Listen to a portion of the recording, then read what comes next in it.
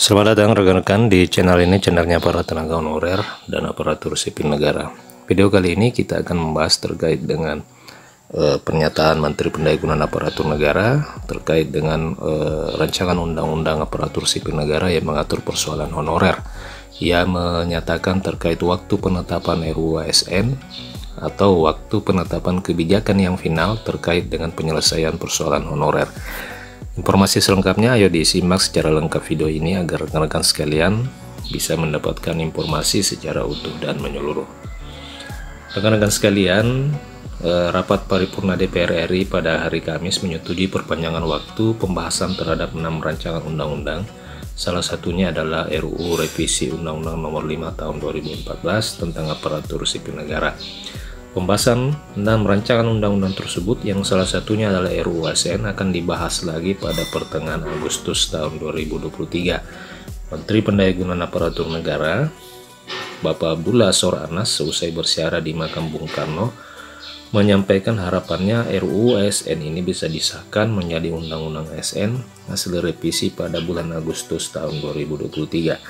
Nah, ternyata Menpan berharap RUU ASN ini bisa disahkan bulan Agustus tahun 2023.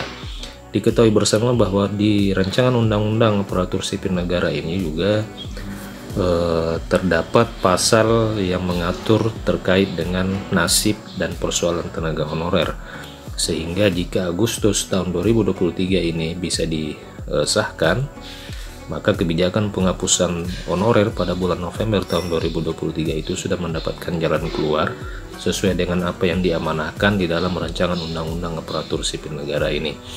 Undang-undang ASN hasil revisi ini akan menjadi jalan keluar penyelesaian persoalan 2,3 juta tenaga honorer yang tersisa.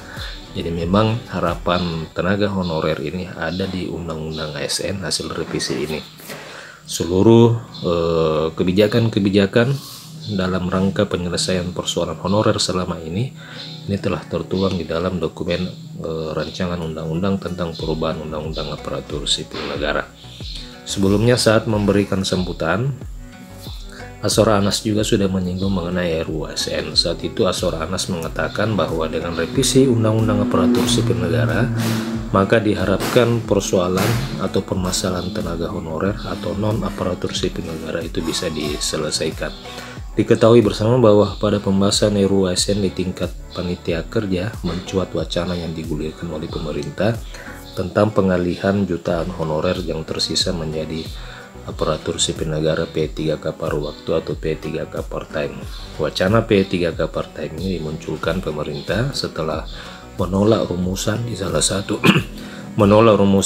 satu pasal rancangan undang-undang ASN versi DPR yang menyebutkan tenaga honorer atau pegawai tidak tetap, pegawai tetap non-PNS, dan tenaga kontrak yang bekerja terus-menerus dan diangkat berdasarkan surat keputusan yang dikeluarkan sampai dengan tanggal 15 Januari 2014 wajib diangkat menjadi PNS secara langsung dengan memperhatikan batasan usia pensiun sebagaimana dimaksud dalam pasal 90. Ternyata rekan-rekan sekalian, dari apa yang diberitakan ini, ternyata pemerintah melalui Menteri Pendayagunaan Aparatur Negara menolak salah satu pasal yang diusulkan oleh DPR, yakni pengangkatan secara pegawai negeri sipil secara langsung. Apakah pengangkatan honorer ini tidak jadi diangkat menjadi PNS secara langsung, ataukah hanya diangkat menjadi ASN P3K paruh waktu? Kita tunggu saja terus perkembangannya hingga dengan disahkannya rancangan undang-undang tentang perubahan undang-undang aparatur sipil negara ini. Rekan-rekan sekalian, pemerintah sendiri menganggap model P3K part-time atau P3K paruh waktu ini sebagai solusi jalan tengah untuk menghindari yang namanya pemutusan hubungan kerja secara massal terhadap para non-ASN pada November tahun 2023. Rekan-rekan sekalian, demikian informasi pada video kali ini. Silakan kirimkan komentar, tanggapan rekan-rekan terkait dengan apa yang disampaikan oleh Menpan. Terima kasih telah menyaksikan. Sampai jumpa di